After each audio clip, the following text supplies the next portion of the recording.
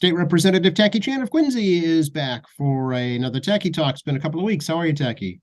Doing great, Joe. Happy to see you in a couple of weeks. I know last time we talked, we'll see in a week's time, but Thanksgiving rolled around and schedules changed for all of us. It is a busy time of year for sure. I know you've done some professional traveling as well for your education and your position at the State House. How did that go? It was good. I mean, I haven't really traveled much, obviously COVID, uh, and I haven't had most people realize I haven't actually had a proper vacation. If people know my history, I'm generally missing for part of December because of the nature of the legislative schedule. It's only specific gaps of time we can actually take more than 10 days off. It's actually harder than people realize to get more than 10 days off under the legislative schedule. But I mean, I went to Atlanta. I talked about a little bit about being at TEDNet. It's 101 biggest technology companies in the world, from Google to Apple to Uber to DoorDash and so forth. And as chair of the Consumer Protection and Professional Licensing Committee, one of the areas I deal with is the licensing of intellectual property. It was good to meet a lot of industry folks, some emerging technology folks that are trying to get their businesses off the ground, as well as get some crash course seminars on things like child safety online, the future of automated cars, the challenges associated with data privacy and how much more complicated it is as other states are still trying to tackle this issue. It's a lot more involved. So it was actually pretty good. And also a chance to spend some time in the evening with industry folks and get 20-minute conversations in about what their work's going on. And and I got to get back to some folks about some tours. There's a Google location in Boston, and it's actually Cambridge. Comcast has a big site in here, which is NBC Comcast really, and they're interested to talk about their programming end of it because of the changing nature of streaming. It was a really good time. And also took a side trip as well as part of work to visit Trillo Studios. Trillo Studios is the largest studio on the East Coast. It rivals anything on the West Coast. All the Marvel movies are shot there. It's expanding, adding 6 new sound stages. It's definitely the most modern movie facility on the planet. Hundreds and hundreds of economic stimulus from this one location as people bring their money to the studios to do 7 or 8 or 9 films at a time, and bring their money into the local Atlanta region economy. Obviously pay a lot of taxes back to Atlanta as a result of this economic stimulus, and just a lot of development and construction work, and it's quite amazing. I did a trip to Vegas for National Conference State Legislators Asian Caucus. The last time I attended an Asian Caucus meeting was in Boston in 2017 when the National Conference State Legislators was here, and I was the host as for the Asian Caucus members. And I've always shied away from some of these meetings, partially of time constraints, obviously. And I had some questions about whether it's actually worth my time. I mean, these aren't like leisure trips where you have gaps where you can go off. I mean, the seminar schedule is pretty rigid, and it was also the first time they had Hispanic as well as Black and Native American caucuses all in one place for the first time. And put in perspective how small the Asian Caucus is. It's about 170-ish members of the Asian Caucus, and it's over 2,700 legislators on the national level, including territories like DC, Guam, Puerto Rico, and so forth. Meanwhile, in the Black Caucus, numbers closing in 1,000. So it gives an idea of the disparity of people of color representation. And in my instance, going down there, there was I won't lie, it was a bit of a push to try to get me to Vegas from the Asian Caucus because they had problems getting people from the East Coast. So it was me and the representative senator. This is representative senator. Anyway, so a person from Maryland and myself were the only 2 East Coast folks to come in to provide some point of views about what's going on in our world on the east side of the country. Interesting. You mentioned committee assignments. Any news yet, Tacky, on committee assignments for the new term? No, I don't have one yet. I believe boot camp for the freshman legislators, I think, is happening this week. I didn't get invited to go. I think speaker's better off if I don't go. Because no one wants the sobering, tacky effect of State House life. Right now, the speaker has to manage, 120, 130 plus members coming in to ask for committee assignments between now and probably the end of January. And I suspect you can ask the speaker yourself, but I suspect the speaker will try to get this assignments done by end of January. I think that's his plan. The Republicans, being a significantly smaller caucus, will have their assignments done much sooner. Since there's going to be about 25, there's a couple of recounts going on, and the Republican caucus is 3. I think I think they take all the committees and just divide them by 3, and they're done. Yeah. And the Senate president will probably work nearer to the speaker's time frame, not in coordination, but just by the nature of the size of the caucuses will require a longer time to make a decision. Yeah, yeah. Any news from the governor-elect on her transition team? There's not been a lot of talk about that. No, it's been actually fairly quiet. I know there's been some criticism on some news websites about her slowness. It's in some ways it looks like some of the DeVault Patrick transition team. You look at some of the names that were there before 8 years ago. Some old names from the early 90s and even the 80s have reappeared. So we're moving to folks that before my time, and I've been around for a little while, which is kind of a funny statement to make. A few new faces that have never been there before, and but also the vagueness of the committee names, which I find perplexing, because generally committee names follow the secretariats. So it's the first time I've never seen transportation and infrastructure, or education K through 12. Like that. It's pretty straightforward transition committee names. And this time it's more like a marketing tool, and I was very confused. Yeah, she met recently, as you know, with the mayor of Boston. Actually, Maura Healey was in Quincy not too long ago as well, with Governor Baker for a symposium on addiction recovery at the New Way Recovery Center here in Quincy. So she's making public appearances. Yeah, she was. When I was in Atlanta, she was actually at the governor's conference. It was actually a boot camp for new governors, I suppose you could call it, where all the new governors, regardless of political party, met for the first time with the larger governors association. And again, these conferences are good for sharing ideas with your peers.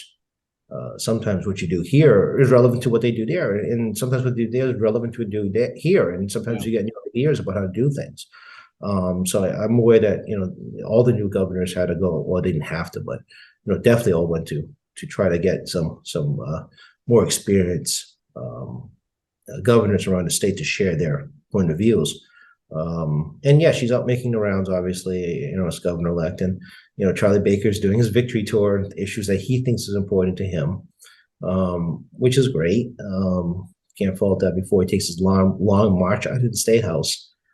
Next month, the tradition of taking the red carpet from his office, hand the key and the Bible to the new governor, and going down the grand staircase, which may not happen with the construction of the grand staircase. So it might be under the arches. Out of his car, and I believe it was a 19-gun salute. Neat. So yeah, it's something you see only when the governor departs.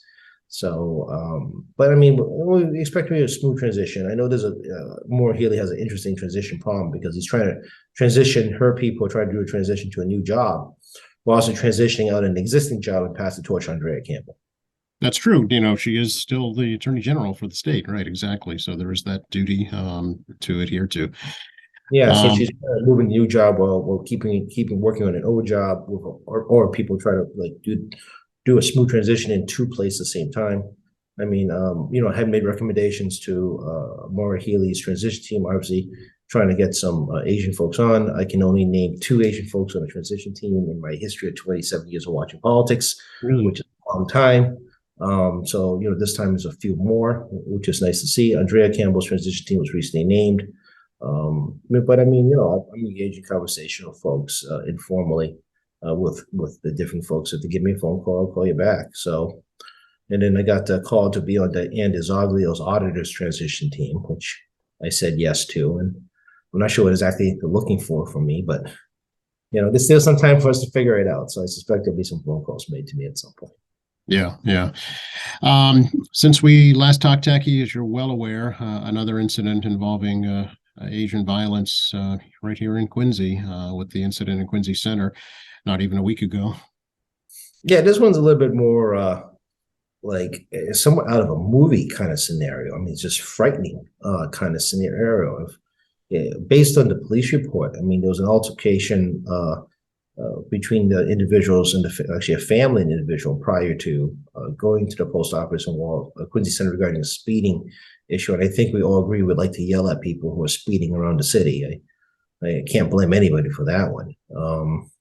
But they stuck around for the guy to come out of the post office, and it escalated to a new level and proceeded to an involuntary car ride on the hood down to Foster Street, and then got thrown off the car. And the individual decided to take a second run at him, which in my mind screams murder, because it's bad enough the first time generally screams murder. But I mean, when the guy gets up and decided to do a second attempt, and tossed him into a 10 or 15-ish foot ditch. And, the victim didn't stick around for medical treatment. But then he went to Braintree and hit another car? That's correct. So, yeah. So it's quite frightening about this, and thankful that, again, law enforcement was able to move rapidly. DPW contractors were there at the ditch, which actually was also helpful. And of course, you got video cameras everywhere. I do advise folks, again, you got video camera of crimes, get it to the police. I mean, I heard it went to WCVB first, which, I get it, but get a copy to the cops. Right. Yeah. Fortunately, there was a witness that actually followed that suspect all the way to Braintree, phoning in the location along the way. So that's how they were able to get him so quickly. Yeah, and also carefully. I mean, obviously, I do not encourage people following dangerous people around. Obviously express caution. I mean, you can get a plate number at least.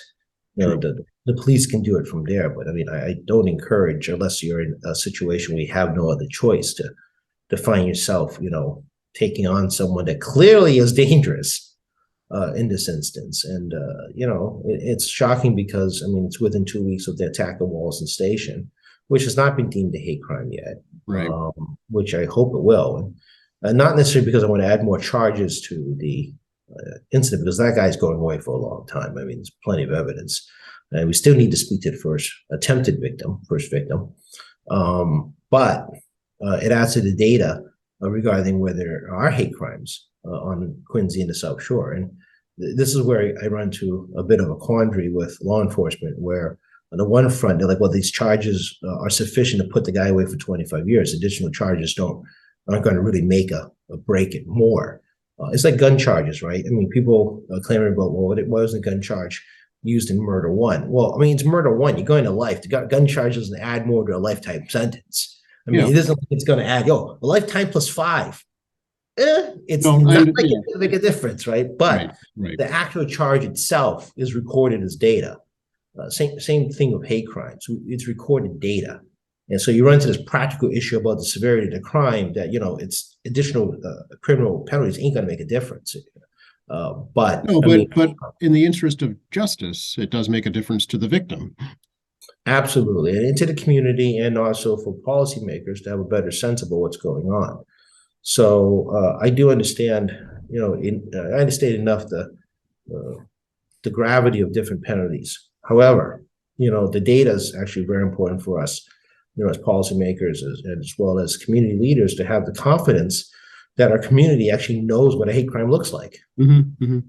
And even if not entirely confident, pursuing the investigation of hate crime is equally important for the community as well as policymakers. Yeah. So it's an interesting quandary issue where, I'm not looking to attack on more charges. I'm looking to make sure we have accurate data. Right, exactly, yeah. In this one, there was no question that the hate crime charge was immediate, given the nature of the crime. And obviously, as a racial slurs were involved. But also, if you're targeting specific individual because of their race, gender, age, creed, religion, and so forth, and there was other targets available where you're picking on specific ones, and maybe there's a collateral damage scenario. But I mean, predominantly, it's very clear you're picking on one. I mean, it's like the Atlanta spot shooting. I mean, the argument was against hate crime because there was victims that were not Asian. One was Hispanic and 2 were Caucasian. However, I mean, this person chose 3 spas that were Asian-owned, Asian-named, in this case, Korean, and went out of the way to kill Korean women. And some of these Chinese and other folks were somewhat collateral damage. Yep. And so people do like a 100%, 100% yes, 100% no. No, it's looking to tally the circumstances. And again, I hope that Quincy law enforcement does not just dismiss a hate crimes charge on the incident in Walton Station, that horrific crime. Because as the chief said at the community meeting on the 28th, it was like a crime of opportunity. That's what I saw on Boston.com. And I don't like it when they just flat out dismiss this stuff. It kind of freaks me out. Can we change gears a little bit and talk about sports betting, Tacky? When's it going to happen? How's it going to happen? Your guess is as good as mine. Gaming Commission is putting out regulation. They're hoping to have it by April, which actually puts you past March Madness. Apparently, the Gaming Commission is not concerned about trying to maximize revenue. Maybe going past March Madness. Obviously, there's a combination of in-person betting, which will be implemented first at the casino locations, then followed with some online betting. What we call skins. People are betting on sports know what I'm talking about. Tickets, yeah, right, yeah. Yeah, so you have more of a options to do online, and the bidding process is kind of hot and heavy review. I've expressed concerns to the Gaming Commission regarding data security. DraftKings got hacked. Yep. And if you're a DraftKings user and they didn't tell you yet under Massachusetts consumer law, they have to tell you. They have to provide you free credit monitoring. Otherwise, they're going to be facing Chapter 93 penalties for consumer deception. So if you're a DraftKings, if you're watching this and you're a DraftKings user and they did notify you, you better call them or better call the AG because they're going to be violating state law for non-notification of your data being at risk. And this is a little bit different also regarding conventional data. A lot of our data at risk tends to be personal data, name, social security number, so forth. When you get to things like DraftKings, they're wired directly to your account and routing numbers. So if you're a participant in that, I strongly encourage you to monitor your bank accounts because unlike at the very least, change your password. Yeah. Yeah, because one of the things that is selling data is a lot of these crime of selling data tends to be about 10 minutes after theft of your personal data, try to get out there, particularly credit card numbers. Yep. But I mean, there's bank routing numbers now, and those numbers won't change. However, I'm confident between the banks and the Fed Reserve, that runs those routing numbers, plus all the transaction intermediaries to actually also secure those sites, you should be all right. But I would still keep an eye on it. For sure. They could drain an account in seconds. Yeah.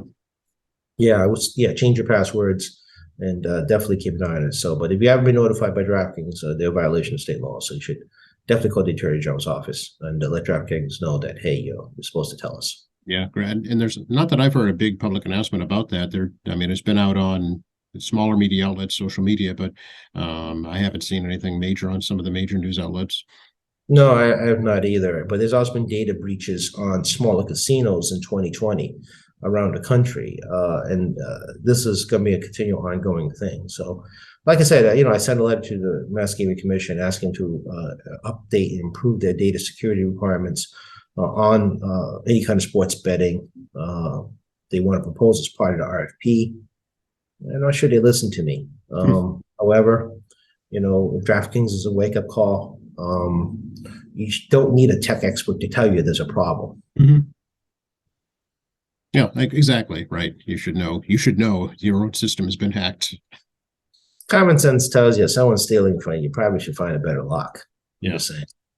We talk a little bit about the Post Commission. They're starting to release certification results for police officers now. Yeah, the first set of certifications done particularly for new trainees. They're going in alphabetical order. Yep. So the next set, is by July 1st as part of so-called police reform. Certification process will, on a regular basis, should hopefully weed out, unqualified and frankly unqualified and bad cops. Hopefully, I'm not sure exactly how this is going to work. These kind of policies take, probably 5+ years. It's going to take, a run through of 3-year, one run through the 3-year cycle of certification to see what the results really are. And this is kind of one of those funny things about this type of public policy is that the nature of this, 3 years worth of cycles of 3 sets of last names, until we get those data sets after year 4, you don't know if these public policies are actually bearing fruit. And it's probably another 3 more years after that because of training of police officers on the ground, mm-hmm. and where that training actually has an impact, prior to the implementation of the law.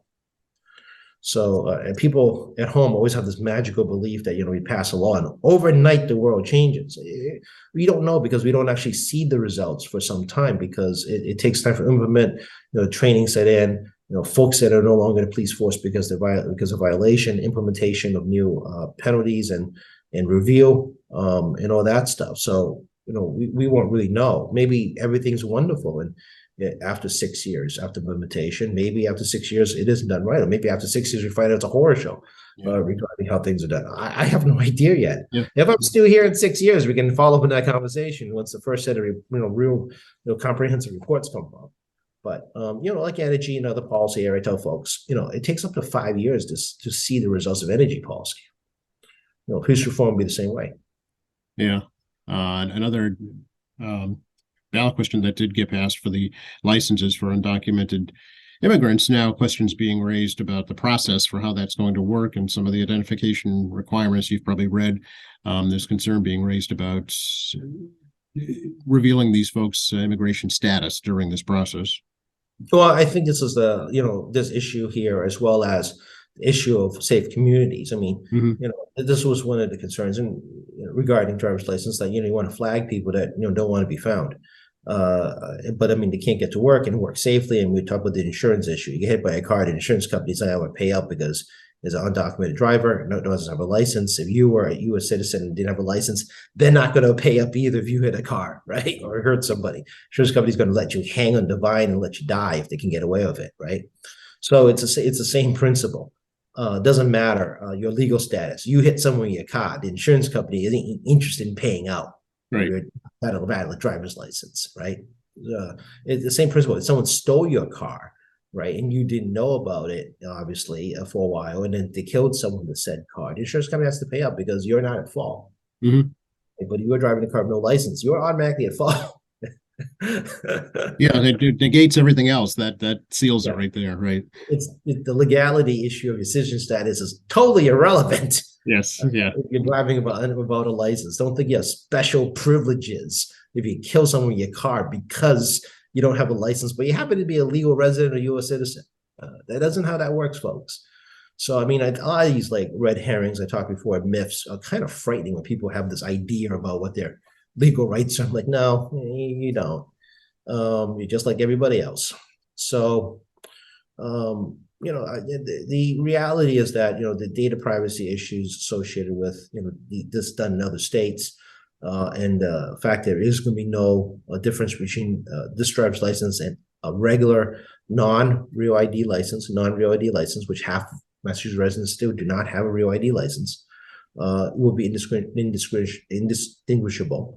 And obviously they have to keep your identity records, like your valid passport or your constant document verifying identity, on record at the RMV. And if your passport expires, obviously you can't get a license, right? Because of the identification requirement.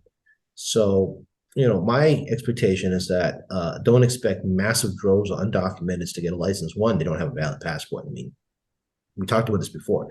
You ask your friends, how many actually have a valid passport in this country?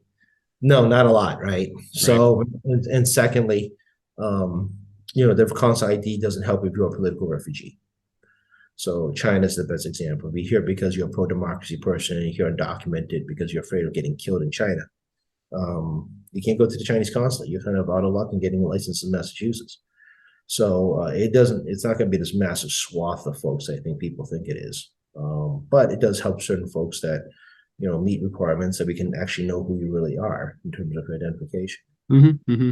But I think a lot of folks won't do it either because, again, it's government. Why are you stupid? I mean, there's a certain degree of like common sense here. You got to really weigh your danger level about approaching a government agency. And, and some other folks, cost prohibitive because of getting a driving exam. You have to go to driving school before you can take the driving exam. So there's some cost prohibition there. But I mean, other states have implemented this with no difficulty regarding security of any and all people's data, unless you get hacked. And I've never heard of an instance where a federal agency subpoenaed any records from the RMV in the past. Doesn't matter whose record. right? And public records regarding, driving incidences that the news can get doesn't show anybody's citizenship status, nor sensitive data like your social security number. Mm-hmm. Right. Yeah, exactly. So, watch the news, got someone's driving record, but your social security number is not on that driving report. Right? And I don't think there's going to be any difference regarding this small group of undocumented folks that get a license. I'll talk about some international issues. Speaking of China, easing some COVID restrictions. Finally, a lot of interesting series of events that are taking place right now in China. Yeah, something we haven't seen before since Tiananmen Square, actually, in '89, which the Chinese government refused to acknowledge existed, is multi-city protests going off near simultaneously throughout the country. It is a groundswell the size of Tiananmen Square, which actually got to, unofficial numbers well into hundreds and hundreds of thousands. These were more in the 1,000 to maybe close to 10,000 range. However, because of the nature of social media, and I know it's state controls of social media, it's not social media like in this country. Right. The news moved very quickly. And one of the biggest changes now in the world is that, news organizations and others are part of Chinese social media to monitor the news, and they're able to download and record that material and ship it out of the country via VPN, virtual protocol network, and get the information to us here that we can actually watch it. And this was 20 years ago. I'm going to tell you, we would have zero clue about what's going on over there. And this is the changing world. And I think the communist government does understand, just like in our country, they can find out what's going on via the, news, social media, and so forth, beyond conventional newspaper or even online newspapers. That stuff's getting out for us to see. Anyone watching could just look it up online. You'll find it. And it's kind of funny how the government, under this bubble, is some concept that no one's seeing what they see. They just, well, if we don't acknowledge it, it doesn't exist, even if I'm watching it. It's a very interesting phenomenon. It reminds me of the emperor with no clothes, It is. I mean, Yeah. it's very interesting, particularly in things like protests, right? This isn't like a political scandal. This isn't like, a public policy debate. This is like a flat out people on the streets. And they're holding a blank paper. And the reason is because if you say anything about the government, it's sedition over there. Like anything you say about the government could become seditious. So if you have a blank paper, you're not really saying anything at all. And the second reason for a blank paper is really protesting the censors. Yep. So the Chinese government has a lot of folks, on computers all the time, 24/7, monitoring all the social networks, and it's a 1.4 billion person country. So manpower is not necessarily a problem at this level, but even they couldn't keep up with the mass amount of scrubbing. And I think you all probably guess that some individuals that can able to identify will probably never be seen again. So interesting. Yeah. It's still a interesting police state. And I'm always marveled by folks that go over there from here and think it's like they're like us. I mean, no. I mean, we have problems, but our problems aren't their problems. It's a different problem. Yeah. And 3 years of lockdown over there practically has finally worn out the people. And I think the GDP numbers are still a bit, questionable about, they're moving the money inside the country to try to keep the economy going. But, their per capita is 50% of ours. U.S. per capita is twice as large as per capita in China. Even though they have larger volume of people to kind of compensate for per capita, you can only move so much money inside your country around. So that's how they've been trying to keep the economy going. But our supply chain, Apple phones, you guys are going to get delayed getting an Apple phone for quite some time. Tesla cars, massive delay because of not just the protests, but general supply chain problems.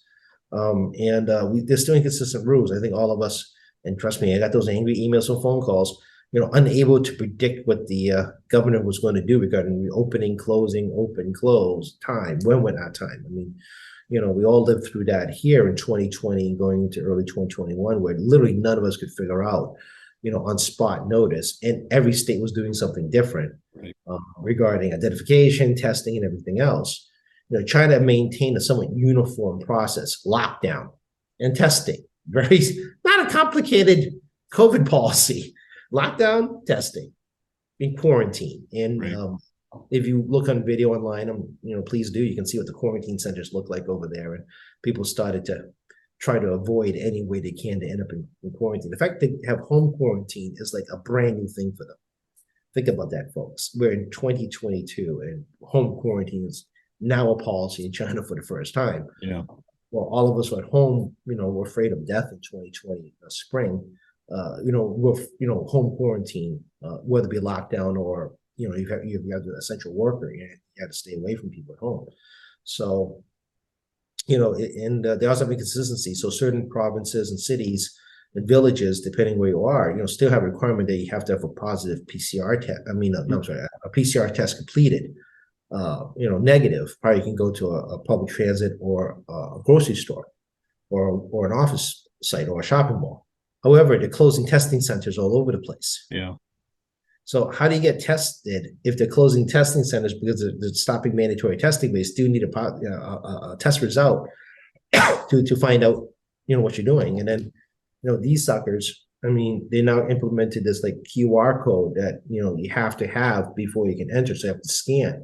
So this is they did definitely use COVID as an opportunity to implement Big Brother to a new level. Now Korea, Japan, they had similar programs. However, they're a little more like us, not us, but a little more westernized-ish regarding data privacy, personal rights, and things like that. They're not exactly, no one's exactly like us, right? But a little closer. But over there, they created a mechanism where they could track your movements through the subway system. So if you come up test positive through your phone, they can track every single location you've been, then proceed to track those phones, and then start ringing up people to put in quarantine centers. So that system I don't see going away anytime soon in China. So you're visiting China, get a burner. Yeah, right. And then leave it there when you leave. Absolutely. Yeah. Because like I say, you're not prying my phone on my hands without an affidavit from a judge. So over there, they are literally taking people's phones and deleting pictures of all these protests, trying to wipe out like they didn't exist. But conversely, they had an awful, horrible Halloween stampede that killed hundreds in Korea. And all that phone evidence became crucial as part of the investigation of the failure of both the municipality, the government, city government, as well as law enforcement, how they allowed that to get out of control. Yeah. So cell phone evidence became extremely important in that investigation. Yeah. It's a whole new world in information gathering for sure. Yeah. Yeah. So expect China to reopen, but expect it to be jagged. It won't be consistent. Expect that there's going to be a spike in cases if there is testing. There's no testing. No. And they have centralized hospital systems, and they have a quarter of the number of IC beds that we have in the US. Only about 79% of senior citizens in China have shot one, but it's Sinovac, which is not mRNA, which is not even AstraZeneca's more traditional vaccine, or Novavax, which is more traditional vaccine. They have no foreign-made vaccines, which means they're not Omicron ready. And Omicron, yes, it's less severe, but if you're not vaccinated, you have a pre-existing condition that puts you at a higher risk of infection and death. Well, there could be some of that coming. But if you're a resident in China, there's some also disparities. For example, when you allowed people with foreign vaccinations to come into China and a reduced quarantine time, people who work in those businesses that engage of foreign employers, foreign investors coming in the country, you got to scratch your head like, well, let me get this straight. They can come in with foreign vaccine, but if I go out, I can only come back with with native vaccine. Right. Yeah. And then it ain't stupid people. This ain't difficult to figure out. And then again, they're not stupid. They're watching the World Cup. People are not dying in Qatar. I know there's other issues in the news over there, but they're not like no masks. It's an outdoor event. People are not dying in the streets. Everything seems pretty cool. And then the censors try to blur out the crowd watching the World Cup. And you're sitting at home, you're like, huh? What's going on? I know. They're not dumb. People are not dumb. Right. Yeah. This is simple common sense stuff that anybody can figure out. So of course, the alternative choice is not let them watch the World Cup. And I know that, soccer is a big deal in this country, but it's a bigger deal outside of this country. And, trying to deny people watching the World Cup will start a different kind of protest. That's right. That's true. And going to the very beginning of the conversation, this was triggered from a fire that killed a family in a multi-story complex, and the accusation from the public is that because of the lockdown, it prevented people from getting out of the fire safely. Yep. And the lockdowns actually locks on the outside of the gate, Yep. not on the inside of the gate. So as part of their, I'm sure there's been other incidences, but as part of their lockdown policy, it's basically like prison. Ukraine is hitting inside Russia now, Jackie. Yeah, I mean, they did this before. They hit an oil depot right across the border off of that, whatever, Kharkiv, that northern city right in the corner. But they only kind of went in like a little bit. I mean, if you look at the map, they went a lot into it. And like a lot of Western countries, the preferred target is military strategic targets. They're not bombing power stations and water supplies and hospitals and schools like the Russians, are just blowing up a crucial infrastructure and your home just for bonus time, right? I mean, it's disgusting. I mean, as much as everyone hates war, I mean, the goal is to stop a war. The goal to stop the war is go after the weapons. This ain't complicated math. I mean, you want to stop the fighting, you blow up the stuff that you're using to fight you with.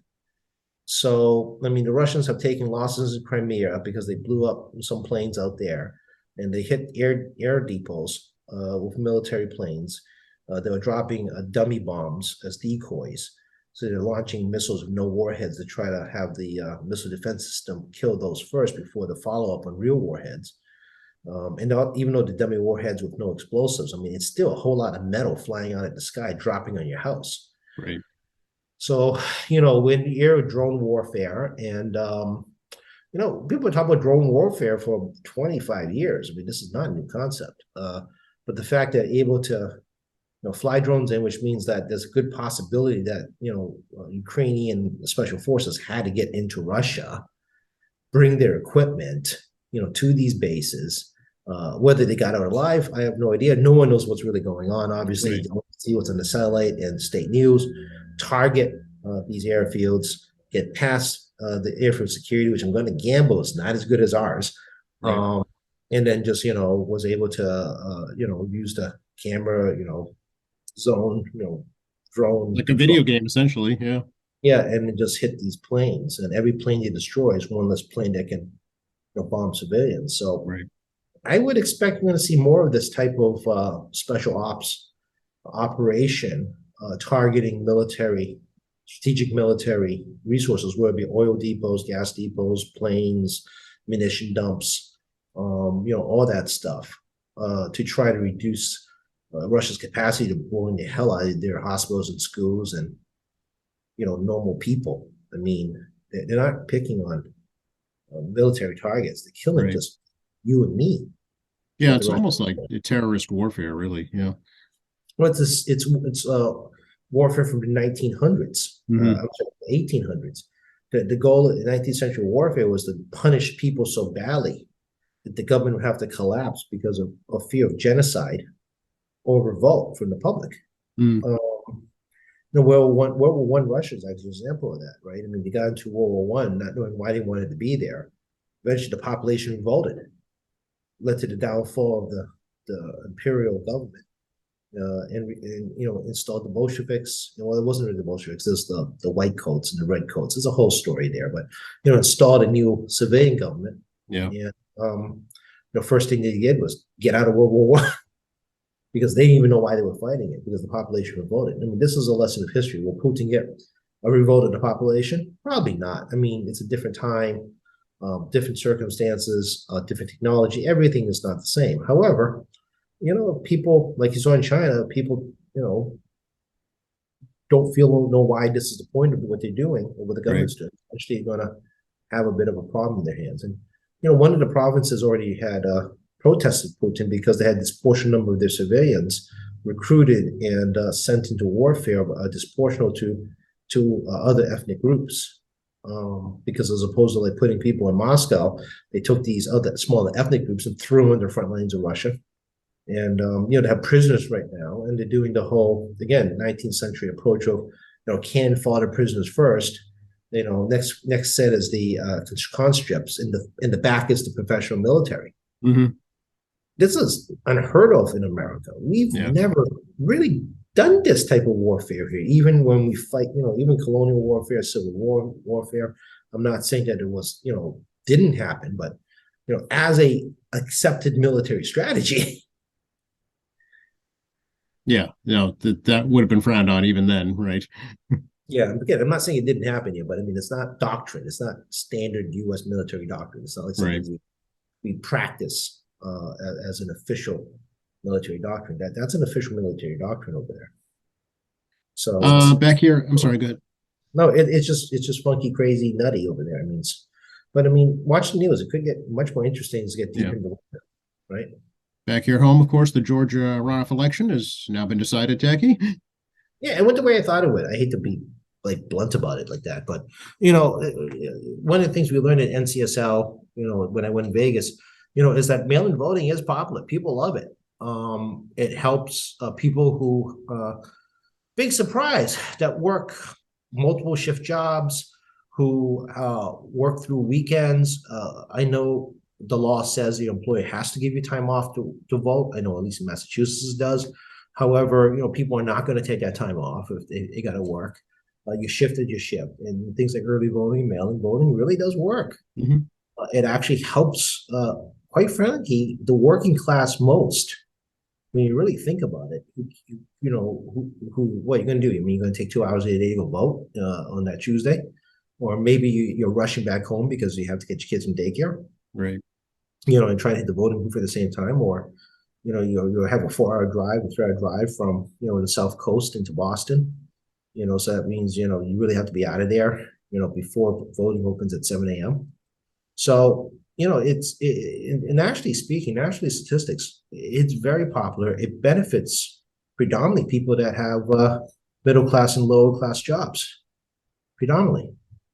So not surprising, particularly dense urban areas had a very high turnout, particularly people that are, work 50 hours a week. Mm-hmm. Yep, at least, right. Yep. Yeah, and people that work in person, white collar jobs that can work from home, or people that have flexible hours, or people in a high income bracket had less difficulty accessing voting on the same day. So it was like the rough count last night, because I didn't watch this morning, was like 3.3 million votes cast was the rough count. I think it was like 3.6 or 9. Not sure. Yeah. Yeah, for the November election. They weren't that far off. And the fact that preliminary had Warnock ahead to begin with, and Libertarians stole 2%. I didn't think that if the turnout was going to be anywhere near close to the general election, I had a hard time seeing the numbers not hold. Mm-hmm. And it proved out to be true. Yeah. Yeah, and put aside the media coverage on Herschel Walker's intriguing statements. Another interesting phenomenon is that in contested states, Donald Trump's handpicked opponents did not do well at all. And and a wise politician and Mitch McConnell's correct, and I agree with his philosophy. Candidate quality matters. Mm-hmm. It's a very wise statement from a very experienced politician. Yeah, and it gives credit to the voters too, that they're smarter than people give them credit for. Oh, absolutely. I mean, people, do get tired about blaming people, and I know that was happening for a bit, but at some point, people want to see something happen. And, as a local politician, yeah, I show up at events and I do a lot of that stuff, but people want to hear about why you're passing the budget. I mean, even stuff that can be vetoed by the governor. For example, the governor vetoed a bill I was working on as committee chair on letting you keep your professional license if you miss a student loan payment. He amended the bloody thing, sent it back to us, saying that missing a student loan payment means that you're not able to hold a financial license, a profession involves financial industry license, because you're no longer considered in good standing. But you don't have your license, you can't work. Right, and you've already gone through the education requirements. So I'm kind of like banging my head on the wall here with the governor on that one. As I've been working on this thing for 3 years. I was working through COVID. People forget that, on bills like this, to try to get to a point where, it covers a lot of folks where, you don't have your license. You can't do your job. You don't have a job. You can't pay your student loan. I mean, it's a catch-22, right? Exactly. Yeah. and the governor sends it back. So now we're trying to figure out, because we don't have formal sessions, are we going to just reject the governor's amendment, ship it back up, and roll the dice on a veto or pocket veto by end of cycle, or do we come back and make a run at it very quickly early next year? I don't know what the answer is, but this is what I'm doing, guys. Interesting. Yeah. Other Okay. bills that I'm trying to figure out with leadership what is the best way to go about handling this in the month of December. And the last day of session is the first Tuesday of January, because we get sworn in the first Wednesday of January. So, I mean, we're still working. So, I mean, there's an example of one of the bills. And I'm still getting calls from committee members and general members about home rule petitions that are coming to me on liquor license issues, because town meeting happened this fall, and we live in the city. So unless you lived in a town and know what town meeting is, there's a lot of town meetings in the fall, and they submit bills to us for the towns in the fall during this time period, and we're trying to make decisions about whether to see if we can ram it out into 3 weeks, or we're better off doing a start over immediately next year and see what it can do to expedite things. So Yeah.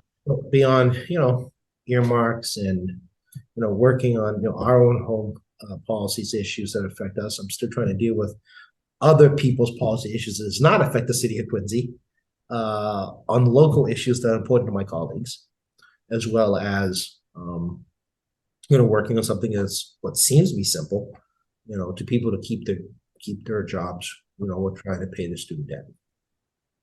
Did you meet the Royals, Tacky? No, I'm cool with that, by the way. Not on my bucket list, not my concern. Okay, fair enough. They did make quite a splash, for sure. Yeah, they did. Again, I mean, it's this fascination with the one of the few remaining major monarchies, which, again, I think people undercredit Queen Elizabeth's ability to navigate 70 years of a dying colonial empire, navigate, through a Cold War period, navigate through keeping reforming the monarchy of some relevancy. Obviously, we had the tragedy of Diana, which literally the whole planet watched, both the marriage and the end and the tragedy of her death. I remember watching Diana and Charles's wedding as a child. I mean, it was a big deal when I was a kid. I mean, all the news networks had it, and the fascination with the royals. But I watched like half a season of The Crown. I really need to watch more of The Crown on Netflix, which is a great drama. But it's not on my bucket list. We won the war, yeah. Pretty much. Reach out to you, of course.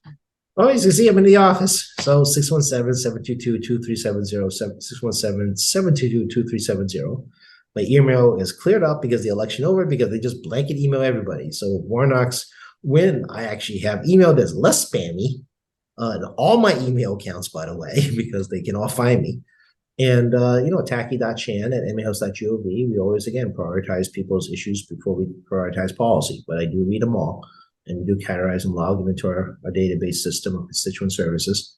And, Facebook's the representative Tacky Chan, as well as Twitter @TackyChan. And of course, tackychan.org. We're going to be doing some work on continuation update this winter, because of course, new sessions coming in. We have to start wiping out stuff on the website and start putting new stuff up for the new session. So under construction is going to be the word for next 6 or so months. All right, fair enough. Good to talk to you, Tacky. Appreciate it. Good to see you, Joe, and I'll catch you in the next flip time.